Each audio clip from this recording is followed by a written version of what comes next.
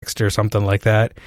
And yeah, you reach out and we have a discussion about where you want your record to go. I have you like, first things first, let's figure out your expectations and let's figure out the budget. And like, let's talk about money up front. Let's get it out of the way. It's awkward for everybody. It's like, no one likes talking about money, but okay, let's agree on what we're going to move forward on. Let's get that in writing. And then let's move forward. Like no contract. You just like in email. It's like, hey, yeah, my budget is $500. Okay, cool. Well, you have 5 songs and I charge $85. That's going to be $425. We're under budget. Like just like a really quick thing of like, you know where everything is. Where it's like, hey, I need this tomorrow. Okay, cool. That's going to be a rushed charge. And so that's going to be this. Okay, cool. Or I need to come in on a weekend and stuff like that'll qualify. So you get all that out of the way and then you just hop in and you just, the biggest thing is you listen. Yeah. It's like, it's like with the client, you just, you listen to their references, you listen to, their expectations, where they see where everything can go. And then mentally you're like, can I make this work? And are we able to get to where they want to go? 99% of the time it's yes. And sometimes some conversations need to be had. And I mean, there are some projects that I have to turn down. And I'm saying, I'm sorry, I don't think this is a good fit as far as the project's concerned. Yeah. And I mean, there's nothing personal with it. It just, I don't think, Sam has a good way of saying it. And he'll say, I don't think my product is for you. I think that's a good way to put it. I'll typically say, I just don't think this project's a good fit for me. However, I do not like creating a problem for people without offering them a solution.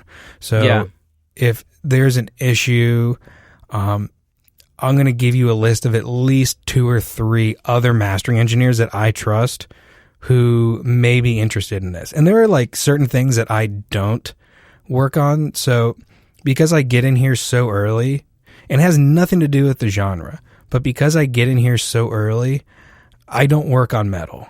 It's just me personally, I don't want to be screamed at 5:30 in the morning. So, and it's like, as I go on to my other business, I don't want that energy put into that song to negatively affect me and how I am as a boss for the next 8 to 9 hours.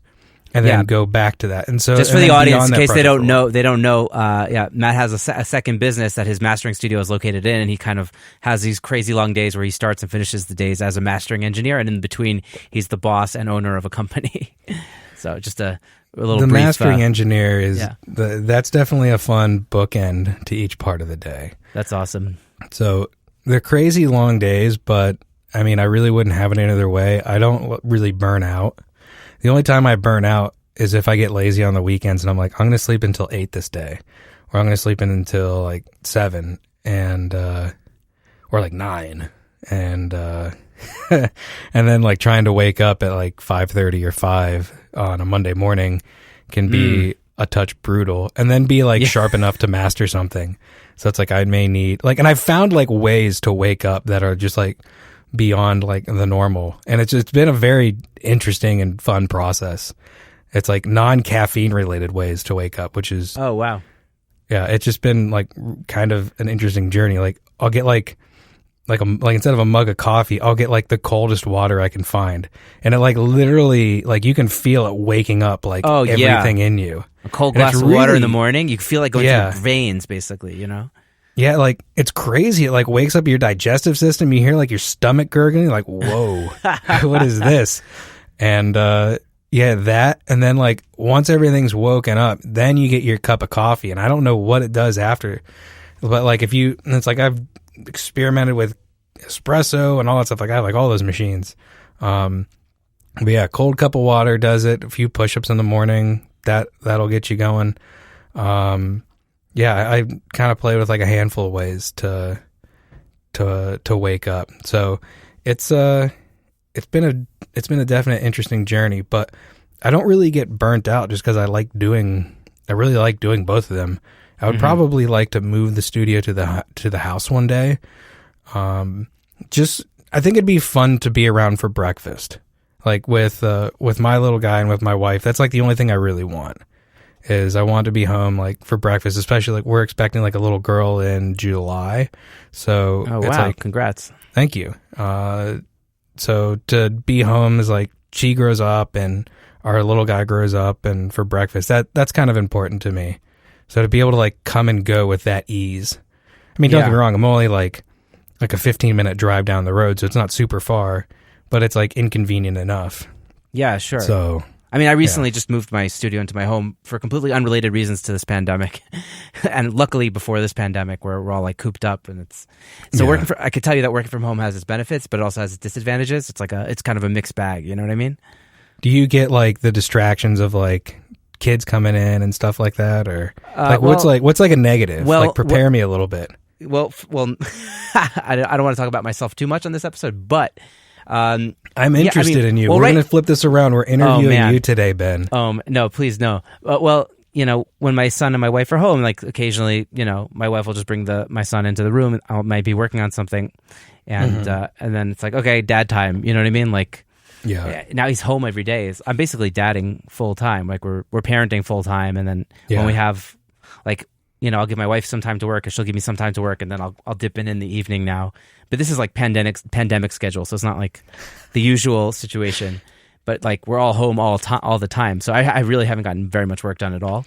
I guess the downside of working from home has been just like my day is much shorter. So I usually take my son to daycare, and I guess like usually my wife picks him up from daycare. Sometimes I do. So no matter what, my day is over by 4:00, like whenever he gets home, or a little bit after 4:00. So I just have like a very condensed work day that, it's interesting. You can get a lot done in less time. You know what I mean? You just use that 80-20 whatever definitely principle, the 4-hour work week stuff that people talk about. But I mean, it's hard for me to get 4 hours. I can't do it in 4 hours, but no.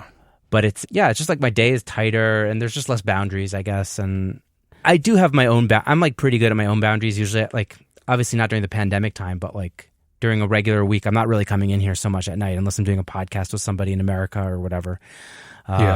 So I'm pretty controlled, but it also it was a learning curve for me. It took a couple months to get used to working from home. Are you primarily mixing, or are you like tracking? Yeah, I do a bit of everything. So I do a bit of tracking for, I do some podcast recording also, and obviously tracking for music, and I do some song production, and I do mixing. That's basically it. Yeah, nice. And unfortunately, sometimes I master my own stuff, which I'm so done with. I'm so done with it. But we have a few mastering engineers on the Secret Sonics podcast. Berate me live on the air, man. Tell me why I should never master my own records. I will never tell you why you should not. I don't think it's in your best interest. I don't think it's in anybody's best interest. I can tell you why probably using a e-mastering service is not a good idea. Like if you're like throwing it through like a Lander or whatever, it's like those guys, if you're using any of those, it's not necessarily listening to your music.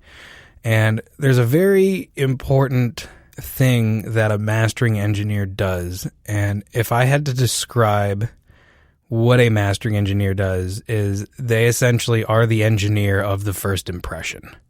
And I do not believe that a robot is capable of creating that type of emotional response.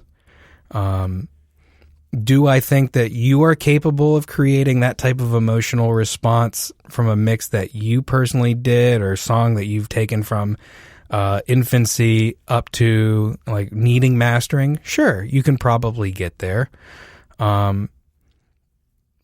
Could you do it in an unbiased manner, though? Impossible. I think that you have a little too much, as we said earlier, baggage in the project. Yeah. And you may be going back to the mix and stuff. And some of the fun stuff about being a mastering engineer, people ask me if I take stems, and I don't. And they ask me why I don't. And I said, in all honesty, because with a mastering engineer, it's like, I'd much rather my hands be tied with 2 tracks. And that's how I would rather do my thing.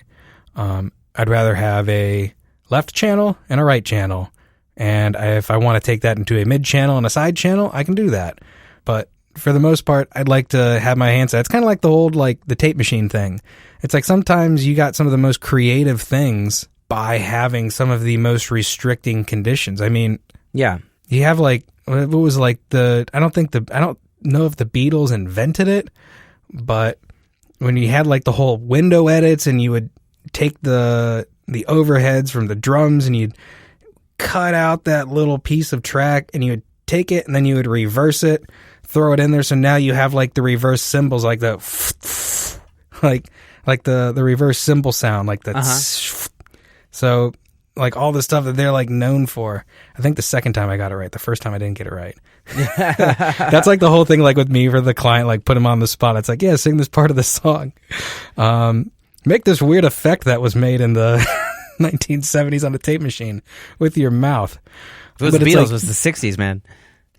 Yeah, so like just like that, and then like the whole I think it was like Ken Townsend who did the artificial double tracking, and just like all the things that like you couldn't do, and like the ways that you had your hands tied.